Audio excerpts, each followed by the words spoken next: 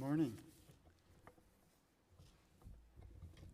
It's a great honor to be here, to welcome you from Shawnigan Lake and neighboring schools. The student presentation and the poetry reading were done very, very well. I have very happy memories on Vancouver Island, particularly near Tofino, where our daughter and son-in-law were married on the shores of the Pacific Ocean. It was a joyous occasion.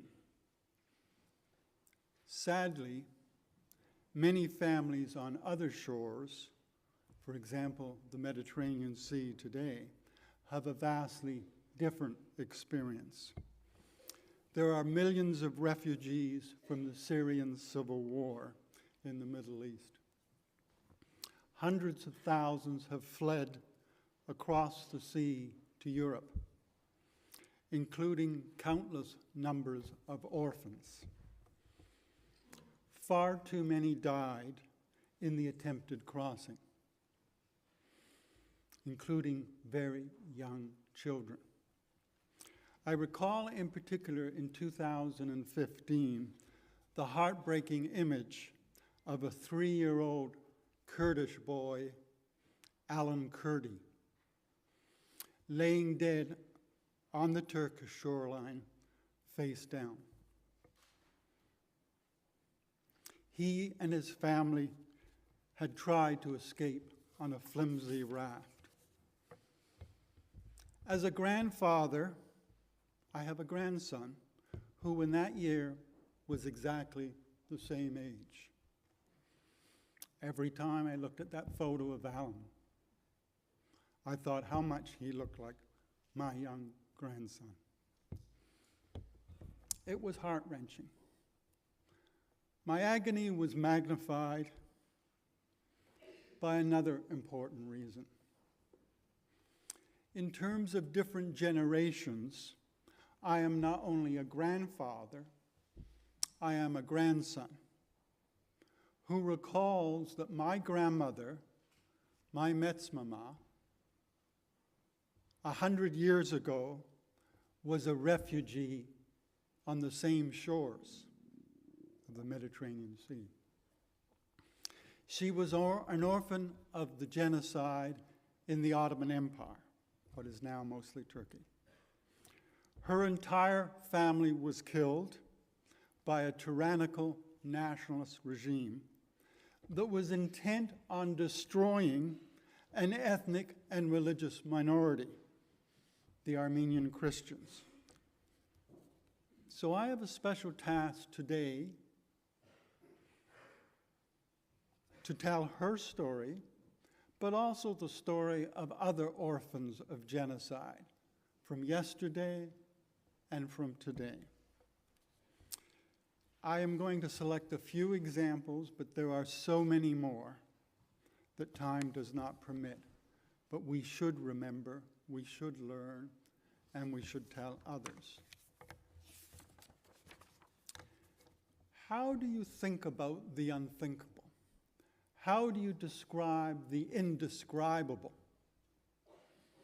These are amongst the analytical and moral challenges in trying to understand genocide. Raphael Lemkin, the originator of the concept of genocide, noted that genocide occurred in history before the word genocide was created. The history of humans is filled with episodes of great cruelty and mass killings, where groups that were different were targeted for persecution and slaughter. Why do we fear others? Why do we harm them? In earliest times, humans lived in small clans or tribal communities. Technology was low. Living conditions were often a great challenge. And when confronted by nature, which appeared vast, unknown, and powerful, it was natural for apprehension and fear to arise. Similarly, when coming into contact with other peoples who were different, our instinct for survival often was to be cautious, perhaps apprehensive, or even outright fearful. When not speaking the language of others, it is too easy, far too easy for miscommunication. Fear and distrust of strangers is rooted in a lack of shared history and symbols. The perception of the other, of being outside our community. Now, while initially formulated at different times in modern history, the three legal terms, war crimes, crimes against humanity, and genocide, are interrelated and overlap. They constitute key foundational pillars in international law. War was the common feature in the emergence of all three concepts. The concept of war crimes arose at the Hague conferences at the end of the 19th, the beginning of the 20th centuries. These sessions sought to regulate the conduct of war in modern times, where the technology of mass destruction was so much greater. Amongst the acts prohibited were the following: the deliberate harming of unarmed civilians, inhumane treatment, torture, compulsory slave labor, and willful killing of civilians. The concept of crimes against humanity emerged in World War I in 1915, when the Russian government, the Tsarist Russian government, the French and the British warned the Young Turk dictatorship, the military regime in the Ottoman Empire, that the mass deportations and massacres of Armenians must stop. Earlier massacres had occurred in the 1890s and in 1909. Hundreds of thousands had already been killed. Despite the protests of European governments and the international community, protesting against such injustice and inhuman acts are not enough. So during World War I, in May 1915, Britain, France, and Russia issued a formal joint declaration. They were allies. And they said the massacring of Armenians constituted new crimes of Turkey against humanity and civilization. So this is where we get the emergence of the international concept of crimes against humanity, which proves to be, in the long run, a very important concept. The concept of genocide emerged in a book by Raphael Lemkin during World War II. But its roots go back earlier. Following World War I, Lemkin, a Jewish university student in Poland, wondered, why was there a domestic law that prevents or punishes those who murder one individual, but there was no international law for the murder of 1 million people by a dictatorial regime?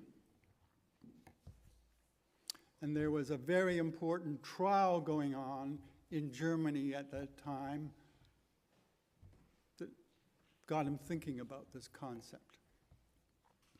A decade later, in the 1930s, Lemkin proposed two precursor concepts: barbarism and vandalism. So a decade later, he was still trying to figure out some kind of new concept, some aspect of international criminal law.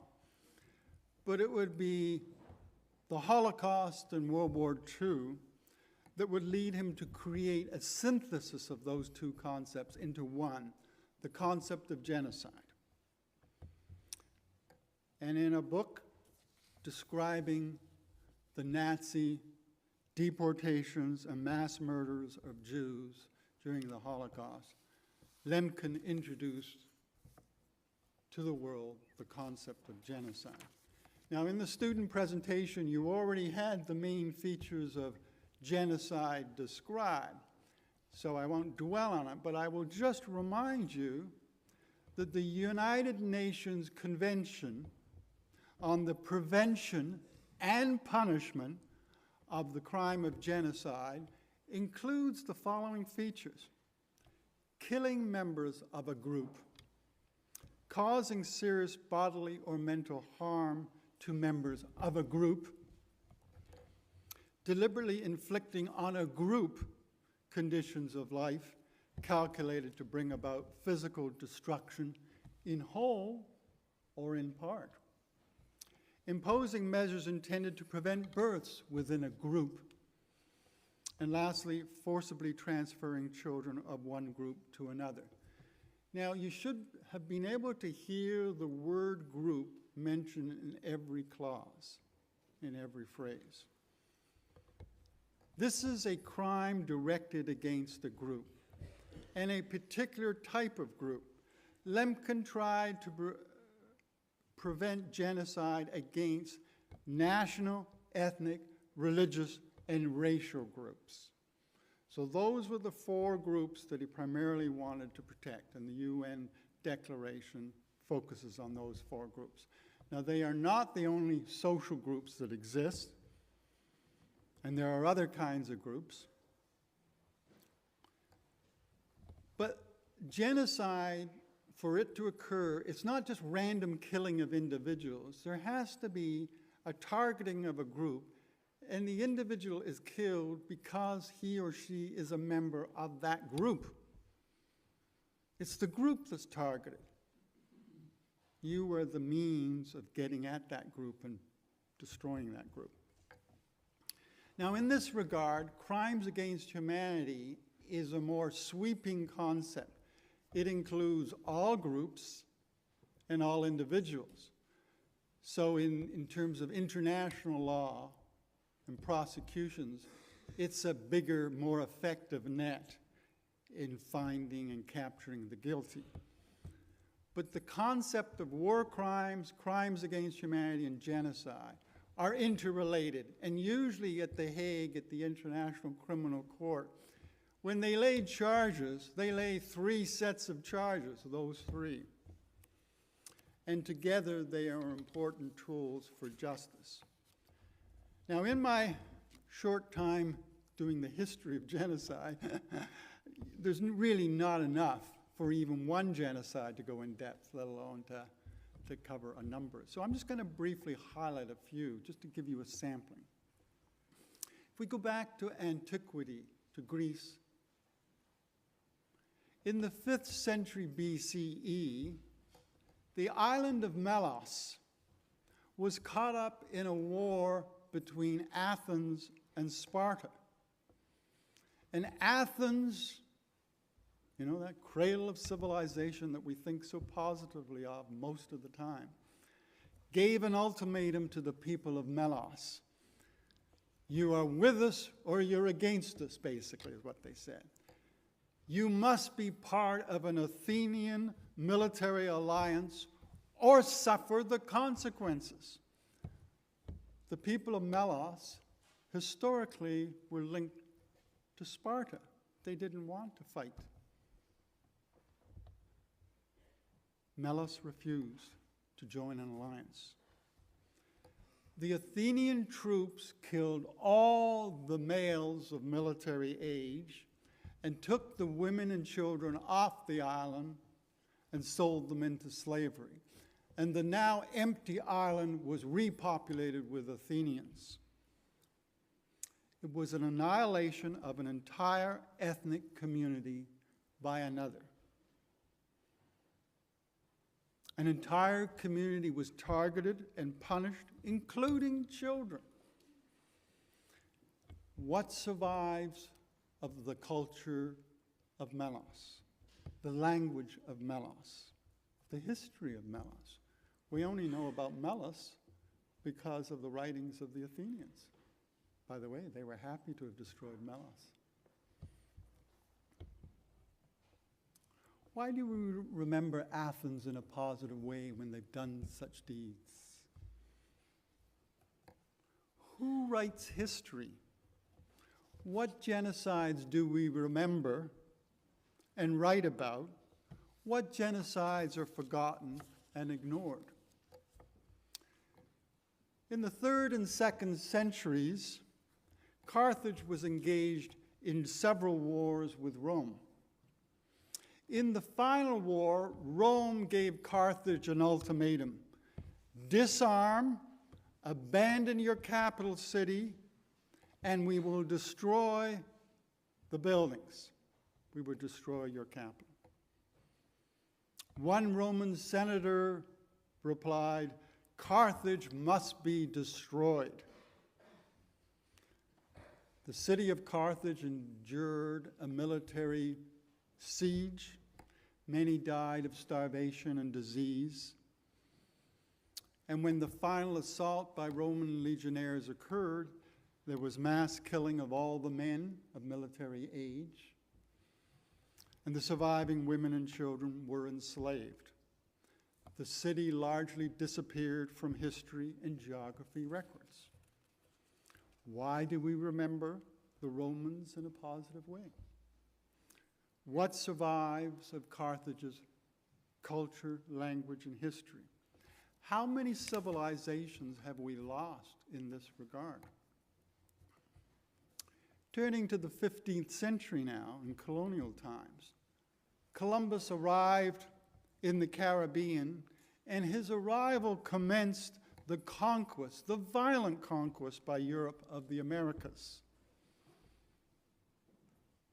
And the indigenous peoples of the Americas paid a very, very heavy price. Columbus claimed the land, the resources, and the wealth for the King of Spain. Spain forcibly deported the indigenous populations. Families were separated. Women were assaulted, adults enslaved, ill-fed, and forced to do hard labor. Vast numbers were killed. Even larger numbers died from terrible conditions. The Spanish later imported African slaves to replace the dead indigenous peoples of the Americas. The slave trade is crucially linked to genocide. Other European imperial states rushed in to grab indigenous peoples' lands. The process of colonial domination and exploitation occurred around the globe. These foreign imperialists claimed the overseas lands as their colonies.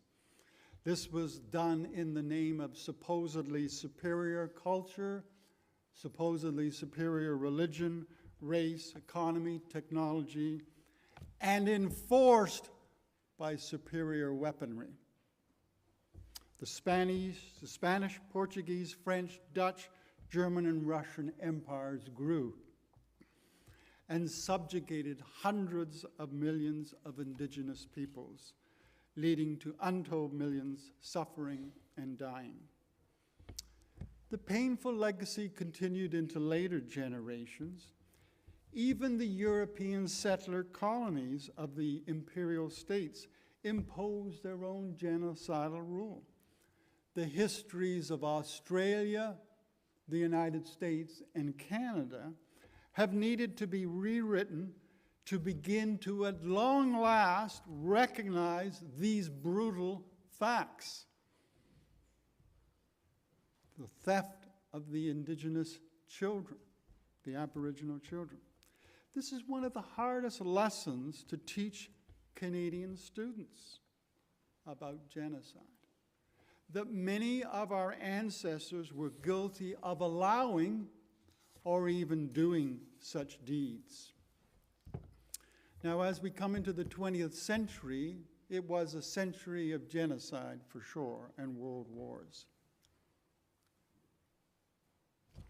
The European states in the end of the 19th and the beginning of the 20th century carved up Africa, carved up their colonial realms.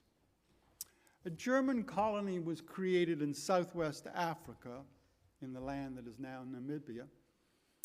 And with the discovery of diamonds, Germany began to build a railroad and gave German settlers ownership and water rights to land on either side of the railroad line.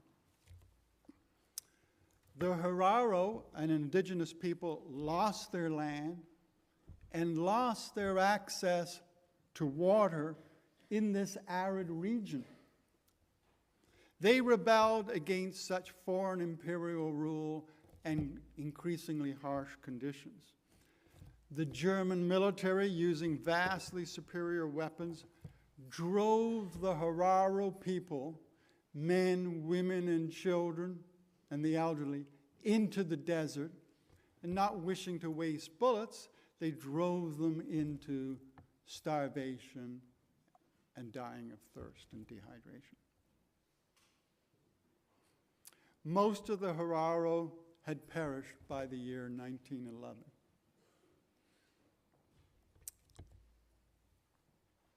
Does one actually have to fire weapons to be engaged in genocide?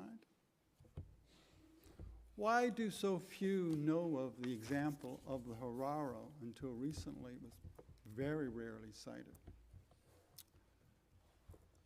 Now, the Armenian genocide occurred in World War I, and you've already heard some reference to it.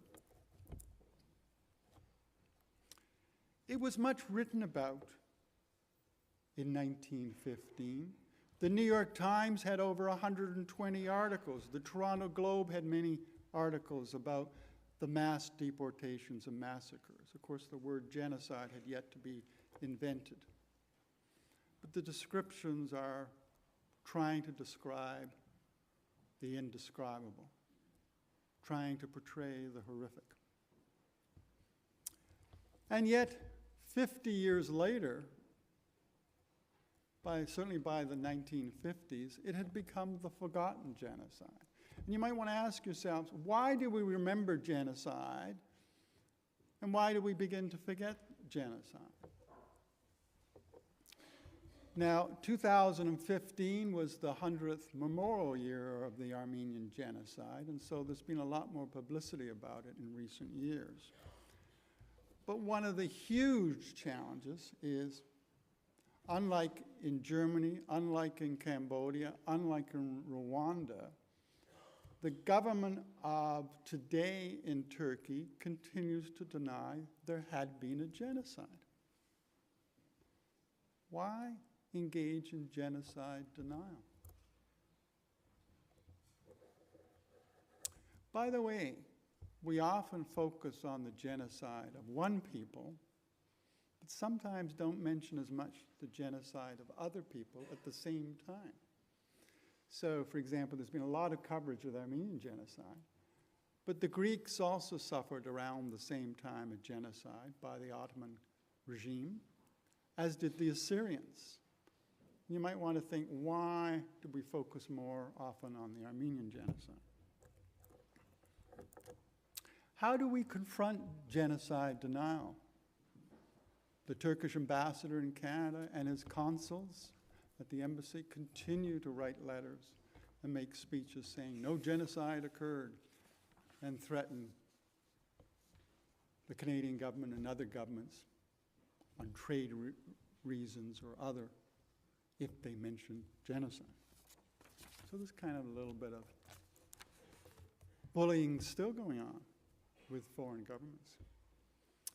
When we look at the Holocaust, and I know two other speakers are going to be talking in more depth, and one we have a very fine scholar and Holocaust survivor, but I just pose a couple of quick thoughts in this short overview. We need to note the number of victims during this period of the Holocaust and World War II was vastly larger than what we usually state. Millions of Jews were targeted and killed in the Holocaust, but millions of non-Jewish Russians and Poles were also deliberately killed by the German Nazi regime. Hundreds of thousands of Roma, once known as gypsies, were targeted for death. Large numbers of other victims were also persecuted and murdered, but many do not fit under the label of genocide. They fit better, unfortunately, under the label of crimes against humanity. The political rivals to the right-wing nationalist Nazis, the political rivals were the first targeted and killed by the Nazis for obvious reasons, when you're grabbing political power. The handicapped were the first social group to be targeted for killing, and homosexuals were arrested, ruthlessly treated, and killed. To fully comprehend the magnitude of the Holocaust and the crimes by the Nazi regime, post-World War II, we have the Nuremberg Tribunal, and it used a number of categories to charge, to prosecute, and punish the leadership that was guilty. Crimes against humanity was used. War crimes was used. The concept called war of aggression, really war against peace, was also used. Those were the three official terms. The new term genocide was mentioned but not formally part of the charges.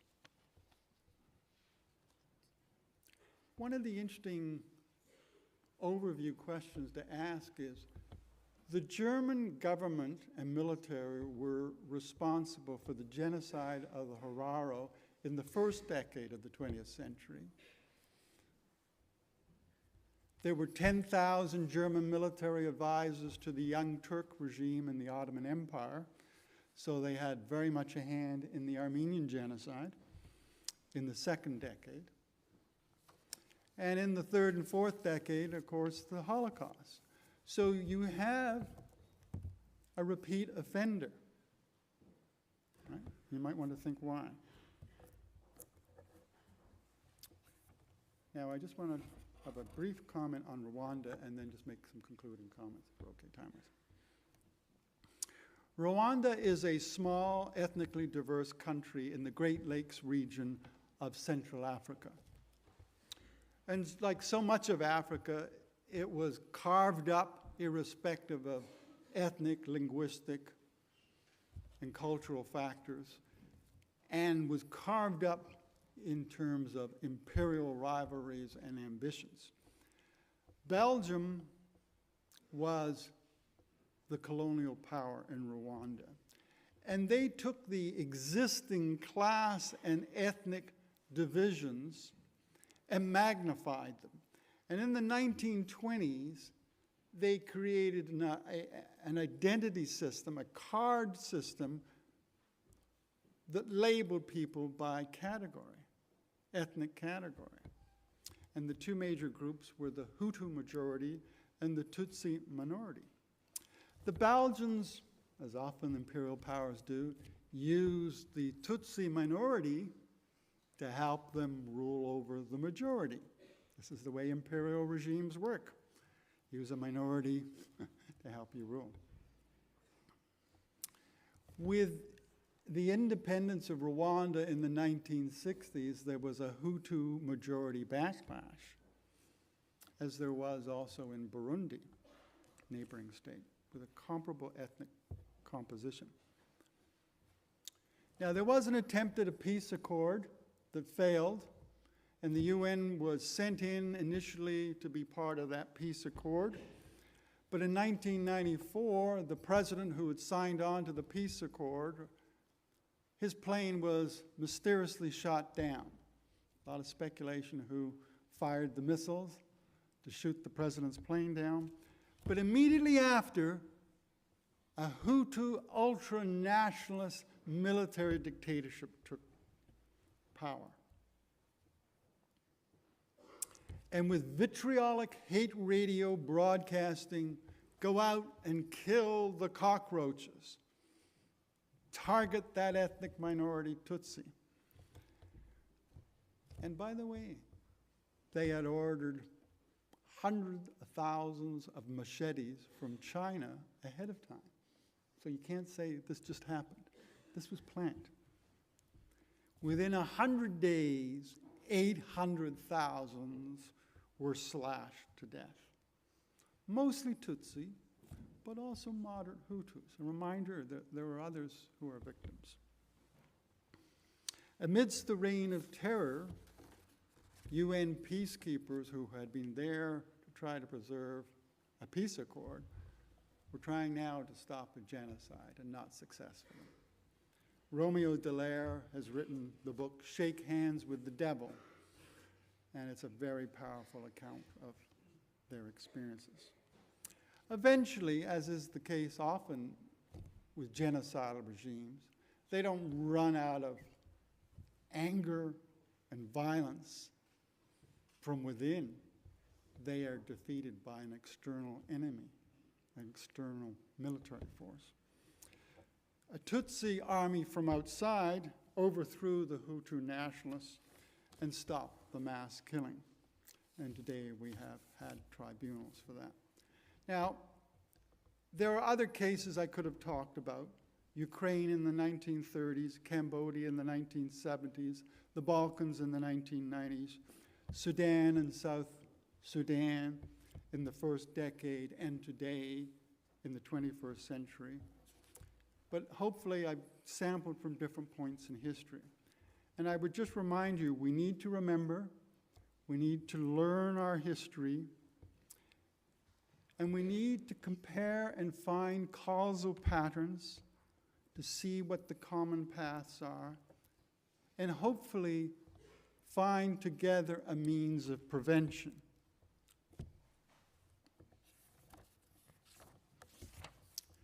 And psychologists often use a threefold classification: perpetrators, victims, and bystanders.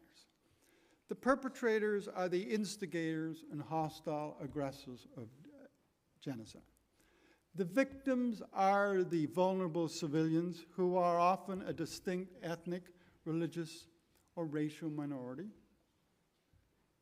But the bystanders, this is a large number, perhaps the largest in a society, and certainly the largest in the world as a whole. And their role is crucial. The role of the bystander is crucial.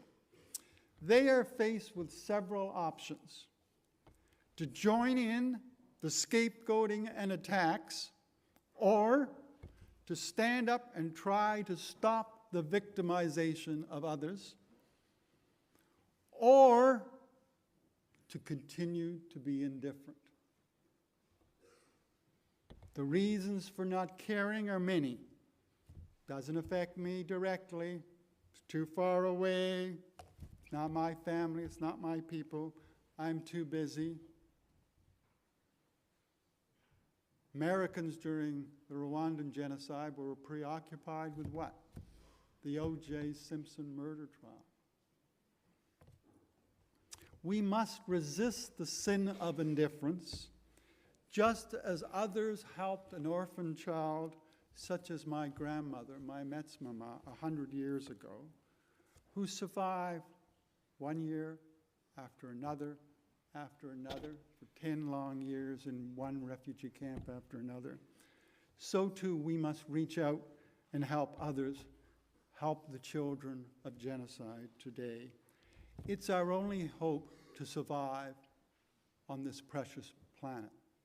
Thank you very much.